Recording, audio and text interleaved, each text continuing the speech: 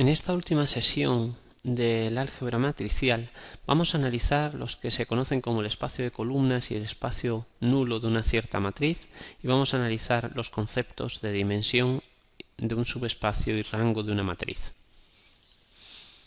Vamos a empezar definiendo qué es un subespacio de Rn. Un subconjunto de H, un subconjunto H incluido en Rn, puede ser el propio Rn, esto es lo que implica esta rayita, es subespacio de Rn si el vector 0 pertenece a H, si para cualquier pareja de vectores pertenecientes a H, U más V pertenece a H, y si para cualquier vector de H y cualquier escalar, ese vector por ese escalar pertenece también a H. Esto es lo que se dice que H es cerrada con respecto a la suma y que a la suma de vectores, y que H es cerrada con respecto a la multiplicación por un escalar. Hay dos subespacios que son especiales. El primer subespacio, el vector 0, es un subespacio y Rn es otro subespacio de Rn. Estos dos subespacios se llaman subespacios impropios de Rn.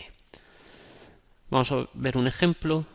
Cualquier plano que pase por el origen es un subespacio de Rn.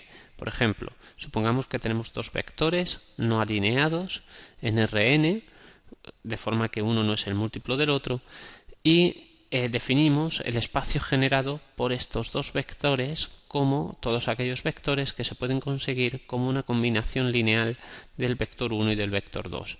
A ese espacio lo vamos a llamar H.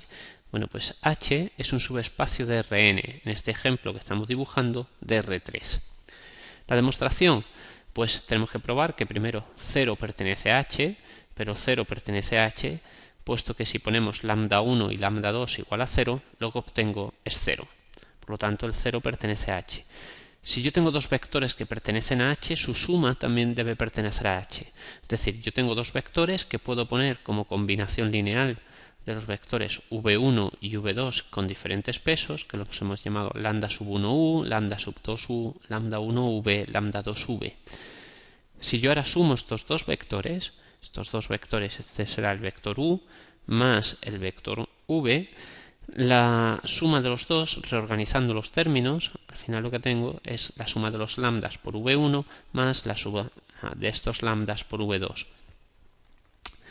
Pero esto tiene la forma que decíamos que necesitaban los vectores de H, que fueran una combinación lineal de los vectores v1 y v2. Efectivamente, u más v también es una combinación lineal de los vectores v1 y v2 y por lo tanto pertenece a H.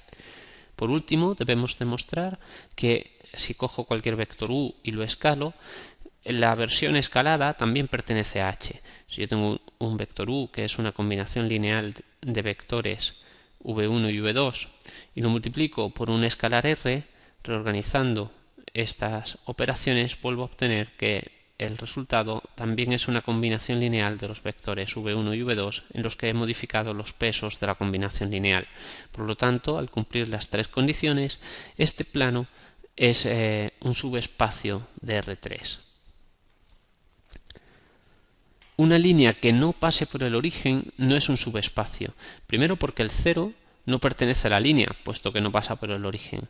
Segundo, porque si yo cojamos esta línea, si yo cojo cualquier pareja de puntos u y v perteneciente a la línea y los sumo, la suma no pertenece a la línea. Y si cojo cualquier punto w y lo escalo, ese escalamiento tampoco, ese punto escalado, el nuevo punto, tampoco pertenece a la línea. Por lo tanto, una línea que no pase por el origen no es un subespacio de Rn.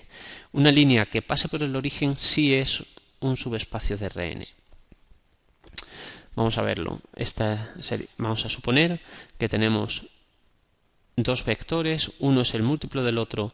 Queremos ver cuál es el espacio generado por las combinaciones lineales de los dos, pero puesto que uno es múltiplo del otro, esto es lo mismo que el espacio generado por el primero de los vectores únicamente. Esta es una línea que pasa por el origen y operando igual que hicimos en el caso anterior del plano, pues llegaremos a la conclusión de que esta línea sí que es un subespacio de Rn. Se denomina el espacio de columnas de una matriz al espacio generado por todas las columnas de la matriz. Y estas pues será un subespacio de Rm para una matriz que sea de tamaño m por n. Bueno, pues se puede demostrar que el espacio de columnas de una matriz es un subespacio de Rm. Aquí tenemos un ejemplo, tenemos una matriz A, tenemos un vector de términos independientes y lo que nos planteamos es si B pertenece al espacio de columnas de A. Si pertenece al espacio de columnas de A, lo que tengo que encontrar son unos coeficientes x1, x2 y x3, de forma que la combinación lineal de las columnas de A multiplicadas por estos coeficientes me dé el vector B. Pero esto no es otra cosa que resolver el sistema de ecuaciones A por x igual a B, con lo cual ya sabemos que puedo construir la matriz aumentada, esta sería A, esta sería B, calculo la forma reducida escalonada y podría determinar cuáles son los x1, x2 y x3 que hacen que B pertenezca a este espacio de columnas. En este caso el sistema tiene solución y por lo tanto hay infinitas soluciones y B pertenece al espacio de columnas. Si no hubiese tenido solución, B no pertenecería al espacio de columnas. También puedo definir lo que se conoce como el espacio nulo. El espacio nulo de una matriz de tamaño arbitrario son todos aquellos vectores de Rn tales que A por V es el vector 0 en Rm. También se puede demostrar que el espacio nulo es un subespacio de Rn. Esta demostración es más sencilla, la vamos a hacer. Primero tengo que demostrar que 0 pertenece al espacio nulo, pero es obvio puesto que A por 0 es 0 y 0 pertenece, por lo tanto, al espacio nulo. Tengo que demostrar que si tengo dos vectores que pertenecen al espacio nulo, la suma también pertenece al espacio nulo. Supongamos que tengo U que pertenece al espacio nulo, por lo tanto se cumple que A por U es 0, V pertenece al espacio nulo, por lo tanto A por V también es 0. A por la suma de los dos, utilizando las propiedades de la multiplicación de matrices por vector, sería A por U más A por V, pero A por U es 0, A por V es 0, puesto que ambos pertenecen al espacio nulo, 0 más 0 es 0, y por lo tanto A por U más V da 0 y consecuentemente U más V también pertenece al espacio nulo. Por último tengo que demostrar que si tengo un vector y lo escalo, también un vector que pertenezca al espacio nulo y lo escalo, la versión escalada también pertenece al espacio nulo. Si U pertenece al espacio nulo es porque A por U vale 0. A por RU, RU es la versión escalada, reorganizando las operaciones tendría R por A, U, pero AU vale 0 y por lo tanto R por 0 es 0 y RU pertenecería al espacio nulo como queríamos demostrar. Definimos la base de un subespacio como un conjunto de vectores es una base de H si todos los vectores de B son linealmente independientes y B genera todo H. Por ejemplo, la base más habitual de Rn es la formada por estos vectores estándar, que sería E sub 1 tendría todo 0 salvo un 1 en la primera posición, E sub 2 tiene todo 0 salvo un 1 en la segunda posición, E sub 3 todo 0 salvo un 1 en la tercera posición, etc. El conjunto de vectores E sub 1, E sub 2, E sub n es lo que se denomina la base estándar de Rn. Podemos intentar buscar una base para los espacios que acabamos de introducir, el espacio nulo de una matriz y el espacio de columnas de una matriz. Comenzaremos por el espacio nulo. Supongamos que tenemos esta matriz, queremos calcular cuál es el espacio nulo y una base de ese espacio nulo. Lo primero que tenemos que resolver es el sistema de ecuaciones A por X igual a 0. Tenemos que buscar todos aquellos vectores tales que A por X sea igual a 0. Esto es una errata, no es un 0, sino debería ser X. Para ello construimos la matriz aumentada A y el término, la matriz del sistema A y la matriz de término independiente es 0 y las reducimos a su forma escalonada reducida, sería esta. Sabemos que la solución general pues sería para las columnas, las leading columns, las columnas leading, pues serían las que son dependientes de las que no son leading. Entonces x1, por ejemplo, sería 2x2 más x4 menos 3x5 y x3 sería menos 2x4 más 2x5. Estos puntos, todos los puntos que satisfacen esta ecuación, pues son los que tienen estas coordenadas, x2, x4 y x5, que son las non-leading entries, las non-leading columns, pues serían variables independientes, y las que sí que son leading, pues tendrían una expresión en función de las otras, de las que se han quedado como variables libres. Estos vectores son los que satisfacen esta ecuación, a por x igual a 0. Estos vectores los puedo expresar de la siguiente forma: x sub 2 por 2, 1, 0, 0, 0 son los coeficientes que acompañan a x sub 2 a lo largo del vector, x sub 4 por los coeficientes que acompañan a x4, aquí tendríamos 1, 0, menos 2, 1, de esta forma hemos determinado este vector, e igual haríamos con x5. Estos tres vectores, este y este, serían la base del espacio nulo de la matriz A. Esto es lo que tenemos en esta transparencia. Y por la forma en la que lo hemos construido, sabemos que son linealmente independientes. La implicación del espacio nulo a la hora de resolver sistemas de ecuaciones es muy importante, puesto que hace que las soluciones no sean únicas y crean artefactos en las soluciones que estamos construyendo. Por ejemplo, supongamos que tengo esta matriz del sistema, una matriz diagonal que proyecta sobre el plano XY, lo que hace es perder la coordenada Z. Como está perdiendo la coordenada Z, la base del espacio nulo de esta matriz es el vector E sub 3. Podéis hacerlo igual que hemos hecho hasta ahora este razonamiento en el ejemplo anterior, y vamos a considerar que el vector independiente es el 7, 3, 0. La solución general del sistema de ecuaciones a por x igual a b es de la forma x igual a x0 más un cierto vector que pertenece al espacio nulo. Es decir, que x0 es una solución que no pertenece al espacio nulo más algo que sí pertenece al espacio nulo.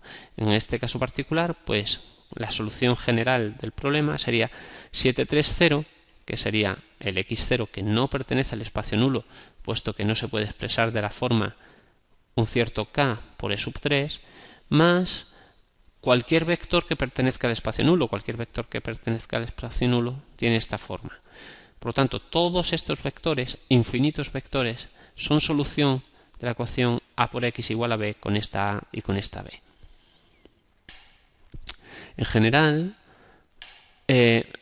podemos comprobar que este tipo de soluciones en las que tenemos algo que no pertenece al espacio nulo más algo que sí pertenece al espacio nulo es una solución del sistema. Vamos a comprobarlo. Cuando yo calculo a por x, lo que tengo es a por la descomposición de x, que es un x sub 0 más la x nula. Esto será a por x0 más a por x nula. A por x0 da b, pero a por x nula da 0 y por lo tanto esto da b. Lo que quiere decir de forma intuitiva es que si nuestra matriz A tiene un espacio nulo muy grande, yo puedo tener muchas soluciones muy diferentes entre ellas, pero todas ellas son compatibles con mi sistema de ecuaciones. Esto ocurre en ingeniería, en la práctica habitual, cuando tú tienes medidas sobre un conjunto limitado de medidas. Ese conjunto limitado de medidas no te determina unívocamente la solución que estás buscando, sino que debido a esas limitaciones vas a tener un espacio nulo muy grande, y en ese espacio nulo te puede distorsionar mucho la solución. Entonces, precisamente lo que ocurre, por ejemplo, en tomografía. Este era un ejemplo en el que intentaban ver a través de una radiografía tratar de determinar la posición de una fractura en un diente. Vemos aquí un artefacto claramente producido por el espacio nulo.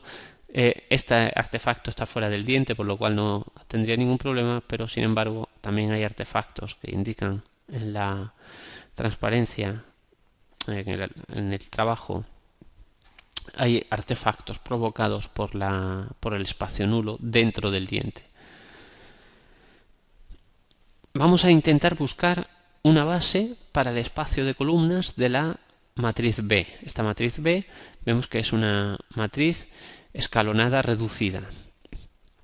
Lo que vamos a hacer va a ser buscar las posiciones no pivotes de la matriz B. Las posiciones no pivotes de la matriz B sería esta columna 3 y esta columna 4. La columna 3 la puedo expresar como menos 3 veces la columna 1 más 2 veces la columna 2. De esta forma obtendré aquí un menos 3 y aquí un 2. La columna 4, 5 veces la columna 1 menos la columna 2.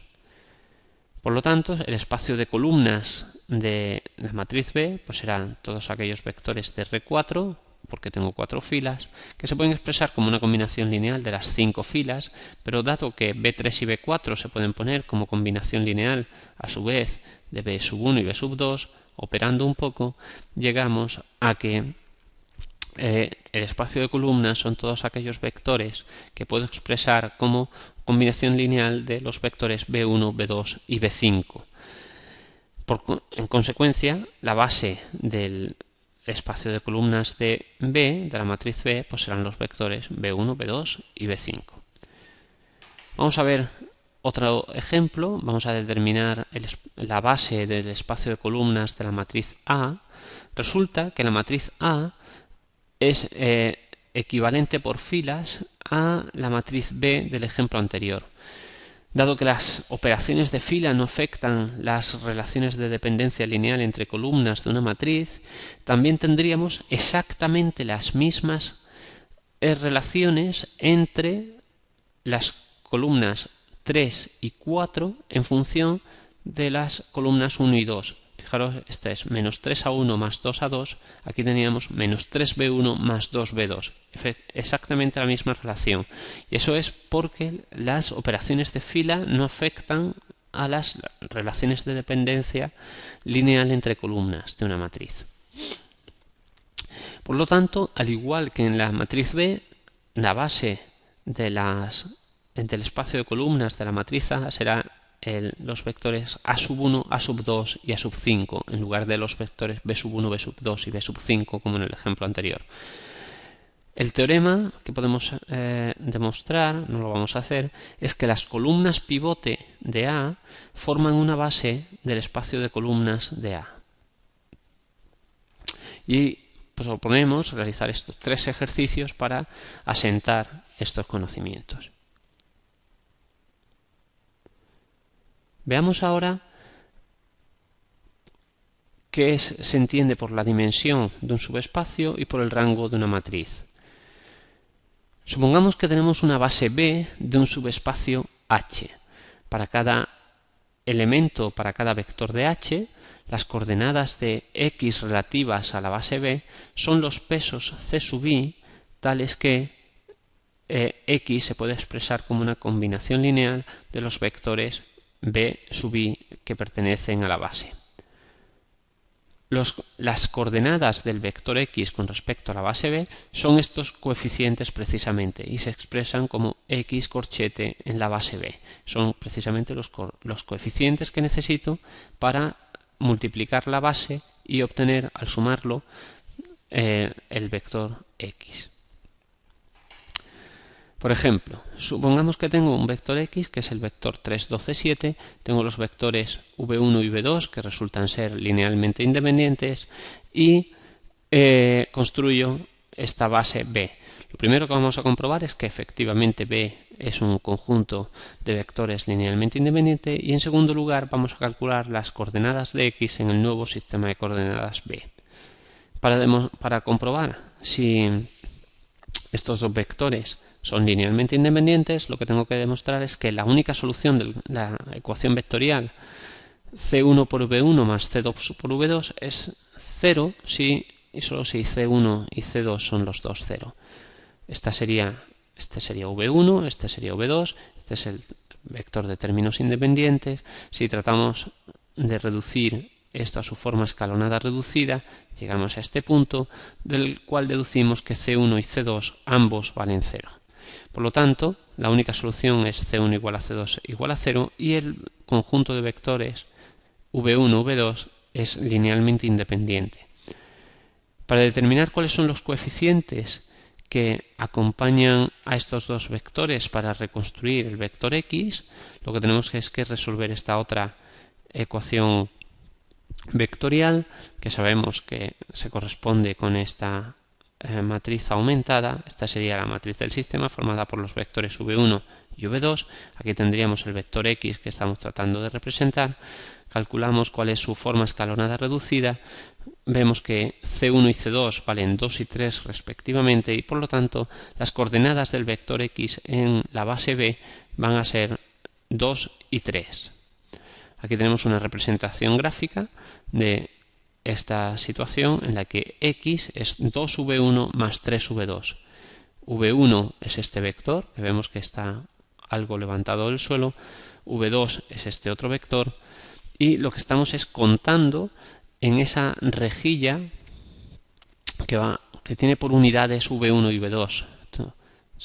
Esta sería posición V1, 2V2, 2V1, V2, 2V2, 3V2. La coordenada en la posición 2, 3 sería contar hasta aquí 2, 1, 2 y 3. Y este sería el vector X, que es 2V1 más 3V2. Las coordenadas de un determinado vector con respecto a una base en concreto son únicas. Para demostrar esta afirmación vamos a suponer que no son únicas. Por lo tanto, debe haber dos conjuntos diferentes de coordenadas, C1, C2, C y C1', C2', C P', de forma que al combinar linealmente los vectores de la base, en ambos casos se llega al vector X. Si ahora restamos las dos ecuaciones, lo que tendré será x menos x da 0, C1B1 menos C1'B1, saco factor común B1, me quedaría C1 menos C1', y lo mismo para el resto de vectores. Pero dado que el conjunto de vectores B1, B2, Bp es una base y son un conjunto linealmente independiente, la única solución que tiene esta ecuación vectorial es que este coeficiente sea 0, este coeficiente sea 0 y por lo tanto C1 menos C1' es igual a 0, C1 vale lo mismo que C1'. Y lo mismo ocurre para el resto de coeficientes. Por lo tanto, los conjuntos de coeficientes son iguales. Pero habíamos partido de la hipótesis de que los conjuntos de coeficientes eran diferentes. Por lo tanto, hemos llegado a una contradicción y debe ser que el conjunto, las coordenadas del vector en esa base son únicas. Lo bueno que tienen las bases es que hacen que cualquier subespacio vectorial, da igual la naturaleza que tenga, por ejemplo un subespacio de funciones, al proyectarlo sobre una base, al expresarlo como suma de elementos de la base, le estoy asignando unas coordenadas y la transformación que me lleva de ese vector a las coordenadas de ese vector en una determinada base hacen estas coordenadas, si la base tiene p elementos, estas coordenadas son un vector de Rp y a partir de ahora yo puedo tratar estos vectores como elementos de un espacio vectorial mucho más sencillo, que es el espacio vectorial de los números reales de dimensión p. Y además esta transformación que me lleva de H a Rp es lineal e inyectiva y hace que H se comporte como Rp, con lo cual es mucho más fácil trabajar con esos vectores, aunque sean funciones. Esto es lo que se conoce, una función que cumple estas propiedades, lo que se conoce como un isomorfismo. La dimensión de un subespacio se denota con la palabra dim, es el número de vectores que tiene cualquiera de sus bases. Además, tiene una propiedad: todas las bases de H, todos tienen el mismo número de vectores. Y por convenio, la dimensión del subespacio vectorial que tiene únicamente el elemento 0 es 0. En nuestro ejemplo anterior, en el que construíamos una base que tenía dos vectores, pues la dimensión es 2, porque tenemos dos vectores en la base. Y de hecho, algo de dimensión 2 es un plano, y de hecho H se comporta como un plano en este ejemplo. H es un subespacio vectorial en 3D, pero se comporta como un plano. El rango de una matriz se define como la dimensión del espacio de columnas de la matriz A, y en MATLAB se utiliza la función rank. El rango de una matriz es el número de columnas pivote que tiene. De hecho, dado que las columnas pivote forman una base del espacio de columnas, el número de columnas pivote es el rango de la matriz. Por ejemplo, esta matriz A, si calculamos la forma reducida escalonada, sería esta, y las columnas pivote serían las que están marcadas en rojo, que son 3 columnas, por lo tanto el rango de A es 3. El teorema del rango nos dice que si A tiene n columnas, entonces el rango de A más la dimensión del espacio nulo de A debe ser n. No lo vamos a demostrar, pero es un teorema que tiene fuertes implicaciones a nivel práctico. El teorema de la base también lo que nos dice es que supongamos que tenemos un subespacio de dimensión P, entonces cualquier conjunto linealmente independiente que tenga P vectores automáticamente es una base de H. Y también nos dice que cualquier conjunto de P vectores que generan H, de nuevo, es automáticamente una base de H. Esto nos va a servir, estos conceptos que hemos introducido nos van a servir para aumentar la extensión del teorema de la matriz invertible. Nos dice que las siguientes afirmaciones también son equivalentes a las 12 anteriores que habíamos propuesto en el tema anterior. Las columnas de A forman una base de R, es decir, si A es invertible, entonces las columnas de A forman una base de Rn. El espacio de columnas de A es Rn, la dimensión del espacio de columnas de A es n, el rango de la matriz A es n. Todo esto suponiendo que la matriz A sea invertible. El espacio nulo de la matriz A es el 0 y la dimensión del espacio nulo de la matriz A es 0. 5 era el punto que teníamos en la versión anterior, demuestra 13, ¿no? 5 tendríamos que ir al teorema 5.1, en clase lo haremos. Automáticamente, si 5 se cumple, 13 se está cumpliendo. 13 implica 14, si el número de columnas si las columnas de A forman una base de Rn, pues automáticamente el espacio de columnas es Rn. Esto es la definición de espacio de columnas. La definición de dimensión, pues si este tiene n elementos, pues evidentemente la dimensión del espacio de columnas es n. Por la definición de rango, pues 15 implica 16. Por el teorema del rango, si este número, el rango de A más el espacio nulo tiene que ser n, pues si el rango de A ya vale n, pues el espacio nulo tiene que ser 0. La dimensión del espacio nulo tiene que ser 0 y por lo tanto el único espacio que tiene dimensión 0 es el que contiene el vector 0. Con esto habríamos demostrado esta segunda extensión del teorema de las matrices invertibles. Se propone la realización de estos ejercicios y con esto terminamos el tema del álgebra matricial, en el que hemos visto cuáles son las principales operaciones que podemos hacer con una matriz, hemos visto cómo se define la inversa de una matriz, cómo podemos utilizar matrices elementales para realizar operaciones de fila, cómo utilizar esas operaciones elementales para invertir matrices, algoritmos de invertir matrices que son bastante eficientes, factorizaciones, matrices por bloques. Hemos visto también cómo definir transformaciones lineales utilizando matrices y que sean las implicaciones que tengan que esa transformación lineal sea invertible o no. Hemos definido el espacio de columnas, el espacio nulo de una matriz. Hemos visto cuál es la dimensión de un subespacio, el rango de una matriz, y hemos visto aplicaciones en concreto para gráficos por ordenador y procesado de imagen. Con esto terminamos este tema.